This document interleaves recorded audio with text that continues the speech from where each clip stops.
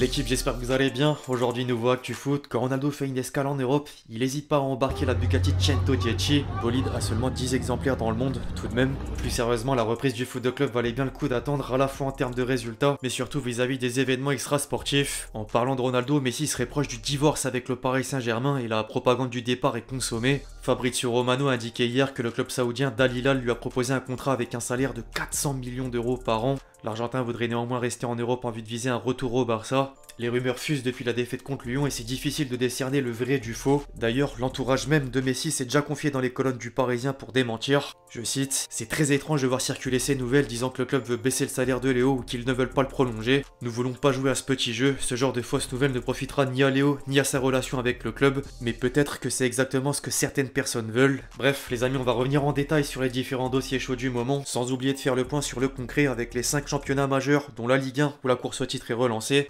Au passage, la Coupe de France reprend ce soir avec le premier match des demi-finales entre Lyon et Nantes. Il y a également le El Clasico en Espagne pour déterminer qui du Real ou du Barça affrontera Osasuna en finale de la Coupe du Roi. C'est justement l'occasion de tenter un prono sur Betclic. Si certains veulent faire le pas, le code LEXCITY permet de bénéficier jusqu'à 100 € de freebet si le premier pari est perdant. Je rappelle encore que les jeux d'argent sont interdits aux mineurs, que jouer comporte des risques et qu'il faut toujours jouer dans la limite du raisonnable. Alors le titre du championnat français est relancé grâce à la défaite du Paris Saint-Germain, certes. Or les poursuivants du haut de tableau avancent à l'image de Lens. Le Racing s'est imposé sur la pelouse de Rennes, Openda a encore trouvé le chemin défilé et permet surtout aux 100 et or de reprendre une belle gueule de deuxième pour reprendre la voie du Nord devant Marseille. La veille, l'OM laissait filer 2 points précieux face à Montpellier. La Provence comme la Marseillaise ont constaté la mauvaise opération, d'autant que derrière Monaco a battu Strasbourg. Le club de la Principauté, d'abord mené au score, est finalement parvenu à inverser la tendance en l'espace de 12 minutes, jugé fatal par les dernières nouvelles d'Alsace. Le Racing bloque toujours dans la zone rouge. La bataille pour le podium s'annonce vraiment passionnante. Il reste 9 matchs avec un calendrier sans doute plus favorable aux Marseillais par rapport aux Monégasques ou aux Lensois. Affaire à suivre. Un mot au passage sur Reims, aka l'une des équipes les plus impressionnantes de la Ligue 1 depuis l'arrivée de Will Steele. Le 11 type de la 29e journée prend encore une saveur rémoise avec un élément dans chaque secteur de jeu suite à la large victoire contre Nantes. Respect une fois de plus. Les amis, avant de poursuivre sur les dernières informations chaudes, notamment autour du PSG, je compte sur vous pour éclater la vidéo de j'aime, pour le soutien et le référencement, parce que j'en ai besoin, à la fois en termes de référencement et pour soutenir la chaîne, alors merci vraiment à tous ceux qui le feront. Bref, le sujet au cœur des débats aujourd'hui, et comme chaque année en fait, c'est la dite révolution du Paris Saint-Germain en vue de la saison prochaine. Le bilan sportif du club de la capitale empire de match en match depuis le 1er janvier. Christophe Galtier enregistre le pire ratio de défaite sous l'ère QSI à l'exception de Comboiré. Les joueurs considèrent de moins en moins son discours et l'entraîneur parisien devrait être le premier à en subir les conséquences, malgré un ultimatum sur les 2 prochains matchs. Les noms de potentiels successeurs circulent de part et d'autre. RMC Sport en a réalisé une liste avec Zidane, qui fait toujours l'unanimité en interne, sauf que la situation est complexe. Nagelsmann et Antonio Conte, respectivement remerciés par le Bayern et Chelsea. José Mourinho, son contrat jusqu'en 2024 avec la Roma, ou encore Luis Enrique à la recherche d'un nouveau défi, de préférence en Première Ligue. Une fois la question de l'entraîneur réglée, il y aura celle de l'effectif. Le Parisien a justement réservé une édition sur le commencement des grandes manœuvres avec un objectif clair, c'est de construire autour de Mbappé. Les dirigeants parisiens voudraient disloquer la MNM une bonne fois pour toutes et si le cas Messi sera relativement simple. Concernant Neymar, il y a des doutes sur la capacité du Brésilien à réussir une visite médicale dans son futur club éventuel à cause de sa cheville. En parallèle, il y aura sans surprise besoin de renforts pour épauler le Kicks et des joueurs français seraient en ligne de mire à l'image de Kolo Muani. D'ailleurs, un deal plutôt improbable est dans les tuyaux avec Francfort puisque Paris tenterait un échange avec Ekitike plus une somme d'argent pour convaincre l'Eintracht. Le truc c'est que le club allemand ne dirait pas non. Outre les cibles tricolores déjà connues, le PSG garde un œil sur Naples, tant pour le secteur offensif avec Osimhen et Kvara que défensif avec Kim Min-jae.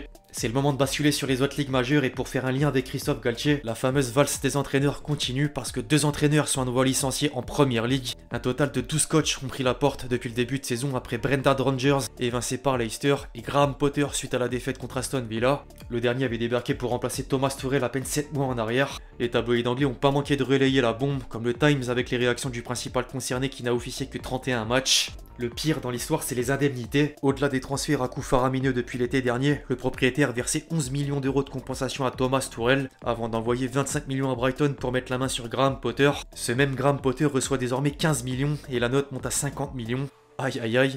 Beaucoup parlent du PSG, mais Chelsea, attention. Alors 2 hommes sont pressentis pour lui succéder, non Nagelsmann et surtout Luis Enrique, déjà présent à Londres pour discuter avec les Blues aujourd'hui.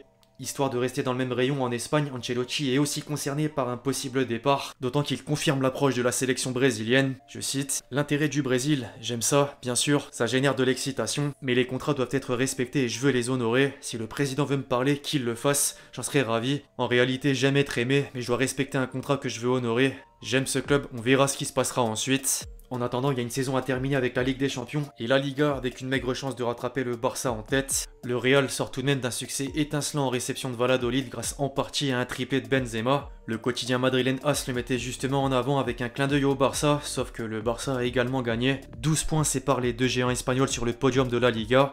Barcelone n'a peut-être pas de soucis à se faire en championnat, par contre le côté extra-sportif inquiète de plus en plus. Le président de l'UEFA a fait une interview pour un média slovène, Son Pays, dans laquelle il est revenu sur l'affaire Negreira. Je cite, « L'affaire Negreira, je me suis informé et la situation est extrêmement grave, tellement grave qu'elle est, à mon avis, l'une des plus graves depuis que je suis impliqué dans le football. » Des paroles reprises sur la première page de Marca avec des informations complémentaires. Ceferin chercherait un moyen d'obtenir un procès en juin prochain pour sanctionner le plus rapidement possible le club catalan. L'objectif numéro 1 est d'exclure le Barça des prochaines compétitions européennes, soit dès la saison prochaine. Entre l'affaire Negreira, le fait d'avoir initié la Super League et des gens qui ne peuvent pas se piffrer, c'est une guerre totale aux yeux de Sport. D'ailleurs, le président de la Liga est du même côté que le président de l'UEFA. Javier Tebas a envoyé des documents au parquet à l'encontre du Barça. Or, ces documents étaient apparemment frauduleux. Laporta a demandé la démission de Javier Tebas par le biais d'un communiqué dans la foulée.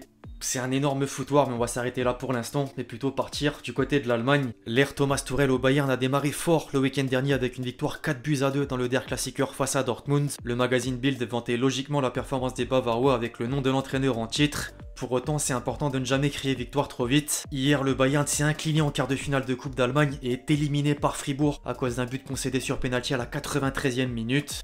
La première victoire importante est suivie du premier échec important. A noter qu'en Bundesliga, Mayence est allé s'imposer 3-0 sur la pelouse de Leipzig, d'où la domination dans les différentes équipes types avec un certain Ajorc au sein de l'attaque. L'ancien Strasbourgeois s'est montré décisif. Enfin, en Italie, il n'y a plus trop de surprises pour le Scudetto avec Naples qui a une avance de plus de 15 points. Néanmoins, les Napolitains ont pris une véritable claque 4-0 en réception de l'AC Milan. La bande à Rafael Leao, auteur d'un doublé et présent sur la une du Corriere dello Sport, a déroulé. En parallèle, le voisin milanais est aussi tombé à domicile face à la Fiorentina. Inzaghi était pointé du doigt par la Gazzetta dello Sport, tandis que la Juve a pris le meilleur sur l'Hellas Vérone avec un seul et unique but de Moiskin. De quoi figurer à seulement 4 points de la première place européenne au classement de la Serie A. Sacré remontada quand même malgré la sanction de 15 points. Des histoires insolites, c'est vraiment pas ce qui manque dans le foot, au contraire. Seulement là, les amis, on a atteint un palier supplémentaire dans l'insolite, c'est le cas de le dire. Absolument personne n'est passé à côté de cette image d'un gymnase avec un trou sur une des façades. C'est en fait un certain Sofiane Keane, joueur de Louvain, 11e de Jupiler Pro League en Belgique, qui a été victime d'un grave accident de voiture après avoir heurté un rond-point à pleine vitesse, 200 km/h plus particulièrement. Son véhicule s'est alors envolé pour finir sa course dans le bâtiment. Je me permets d'en parler parce que son état de santé est relativement bon compte tenu des circonstances. Il souffre de plusieurs fractures mais ses jours sont plus en danger. C'est juste complètement dingue, je sais pas ce que vous en pensez. Dites-moi dans les commentaires. En revanche, on n'en sait pas plus sur le pourquoi il roulait à une telle vitesse. Alcoolémie, drogue, bug de voiture, aucune idée. Second poteau,